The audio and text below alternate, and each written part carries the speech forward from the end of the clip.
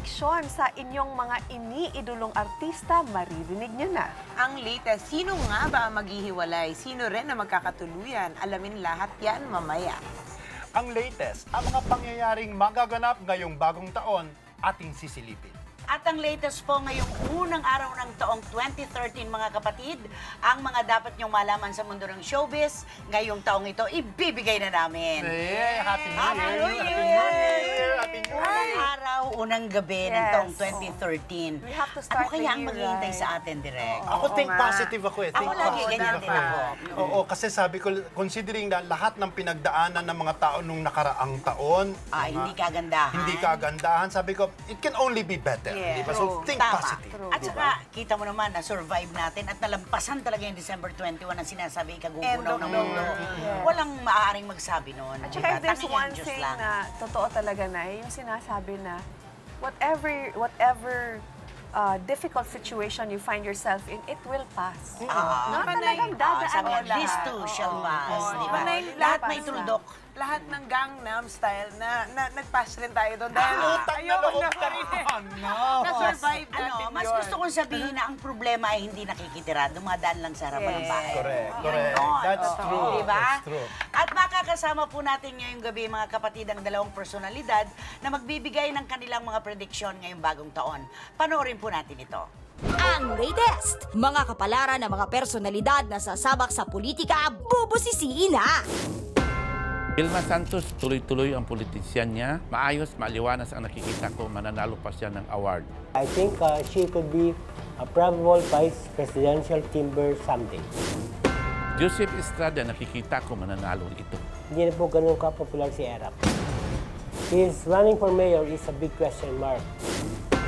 Bong Revilla po, nakikita ko, mananalo pa rin ito kung tatakbo pa siya ulit.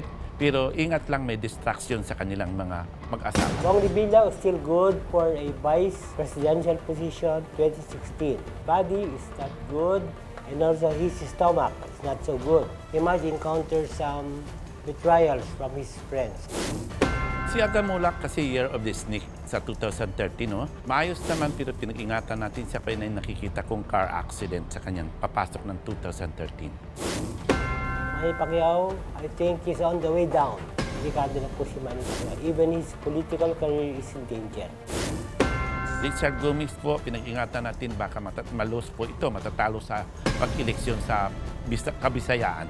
Richard Gomez would be very bright in his political position someday, but he's got to be very comfortable with his wife. Lourdes Torres po, nakikita ko okay naman. Maswerte pa rin to siya. Still possible for Luis Torres to win again. Herbert Bautista po, nakikita ko 100% mananalo pa rin to siya. He will still win, but come 2016, there'll be a problem for Bistek. Ingat lang po kasi may mga plano to siyang patayin pero maliligtasan din. Alfred Vargas po, nakikita ko maayos naman pero may mga banta sa kanya. Mag-ingat lang po. May nakikita kong sakit sa kanyang leukemia.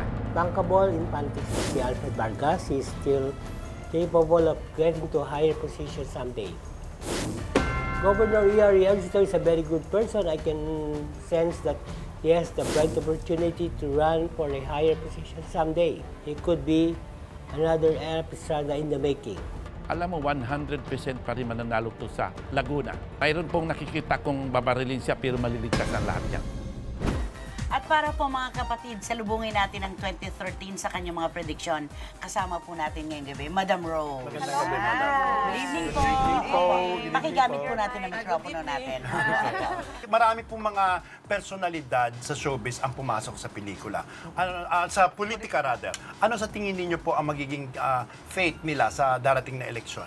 Simulan natin sa mga kapatid katulad ni Aga Mulak. Kasi Aga Mulak sa tingin ko, no, yung talagang totoo, no, siyempre pang buong Pilipinas to, 50-50 pa. Sa Bicol ito, no? Oo, 50-50. hindi pa sigurado. Oo, hindi pa sigurado kasi hindi naman siya nakatira doon ng matagal. Ay. Kailangan maging totoo dahil lalabas to sa buong Pilipinas. totoo. Questionin. Okay. Questionin. Okay. Sa tingin niyo po, ano naman ang magiging future ni, let's say, Manny Pacquiao? Oo. Para sa akin kasi naisulat ko rin sa magazine, sana wag na lumaban. Oh no.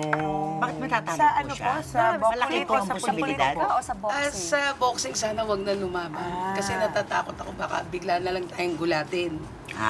Okay. Sorpresa na maaring makatulog ng mahabang panahon. Oo na, Pwede ano, yan. in other words, baka mayroong ang risk na hindi pa mas maganda ang mangyari kaysa sa nung huling nangyari. Malaki ang Ayun, risko. ayun. Pero sa Katakot politiko naman. po, Sa politics, habang sikat siya, okay. Pero pagka hindi na, laylo, wala na. Aha.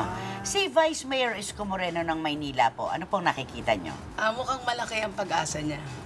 Dahil sa kanyang Dahil merito? kumbaga sa marami na siyang nagawang mabuti. Totoo yan. Dahil sa dami ng nakakausap ko Yes. sa buong Maynila. Okay. Alam mo, madam, no offense meant, aking kaibigan kay Lou Veloso, kasi very well loved si Isko ng Maynila. Very At saka direct nagpakita yung bata, nag-deliver. Ay, oo. Diba? Why is Lou Veloso running against Vice Kalaban. Mayor. Vice Mayor. Kasi si dating Pangulong Erap, laban kay Mayor Lim. So si Lou Veloso kay Mayor Lim. Sa tingin niyo po, ano ang chances ni ex-President Joseph Estrada na maging mayor ng Maynila? Ang kalaban niya si... Alfredo Lim. Apa. Para sa akin kasi pareho ko silang gusto. Pero malaki ang pag-asa na lumabas ang ating dating presidente. Okay. Sabi nga, walk in the park na lang daw ito eh. kung buong Pilipinas nga, di ba? Ang tanong nga, may laban pa ba? Parang ganon. Yun. Buntisan, may request lang. Gulat naman ako. Oo, hindi Nabuntisan, ikaw. kala ko kay Barroa. Okay, Sa buntisan naman daw, kung si Miss Lucy ba ay masusundan na si Juliana sa 2013. Palagay ko masusundan. Tsaka Kailan? panahon na. Kailan din? Baka Kailan?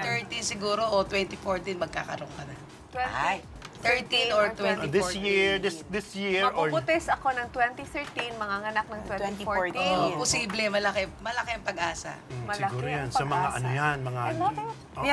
March Okay. yan. Okay. So maraming salamat po, Madam Rose. Thank you so Thank much. you, Thank you Madam po. Rose. Maraming salamat po sa inyo. At hihintayin natin ang mga magiging resulta ng mga ibinato ninyong prediction ngayon. At mas marami pang prediksyon ang ating ibibigay sa pagbabalik ng Ang latest!